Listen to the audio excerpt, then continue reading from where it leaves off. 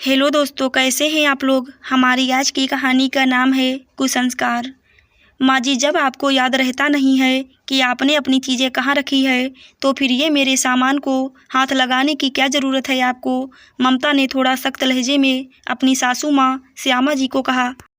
बहू, चिंता मत करो, तुम यहीं कहीं रख दी होगी, मैंने अभी ढूंढ कर देती हूँ तुम्हें।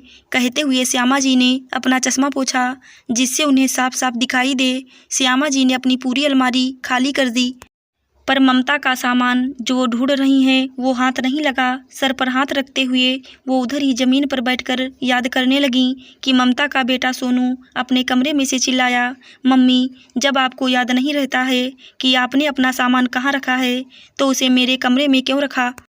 ये क्या तरीका है अपनी मम्मी से बात करने का। ममता ने अपनी भूल पर पर्दा डालने के लिए उल्टा सोनू पर गुस्सा निकाला।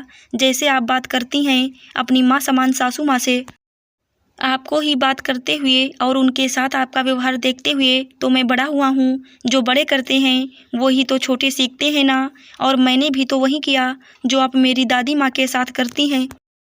जब आपको अपने सम्मान की चाहत है तो सोचिएगा कि दादी माँ को कैसा लगता होगा जो आप बात बात पर उनका अपमान करती हैं। मम्मी, अपने सम्मान की चाहत छोटे बड़े सबको होती है, इसलिए कहता हूँ कि सम्मान पाने की चाहत रखते हैं तो दूसरों को भी उतना ही सम्मान दें। सोनू ने ममता को सामान हाथ में थमाते हुए कहा।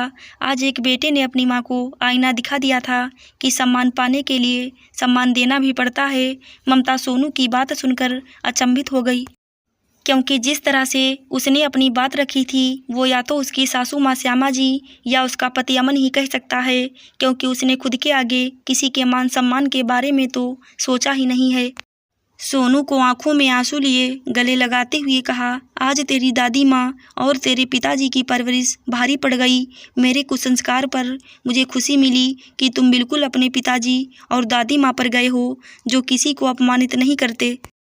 तुमने मुझे आज आईना दिखाकर बहुत अच्छा किया। आगे से मैं कभी ऐसा नहीं करूँगी। मेरे मान सम्मान के साथ साथ मैं दूसरे के सम्मान का भी ख्याल रखूँगी। ये हुई ना बात मेरी माँ वाली।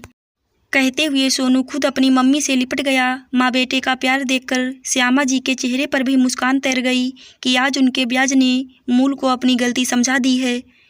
आशा करती हूँ दोस्तों आपको हमारी कहानी ज़रूर अच्छी लगी होगी। धन्यवाद।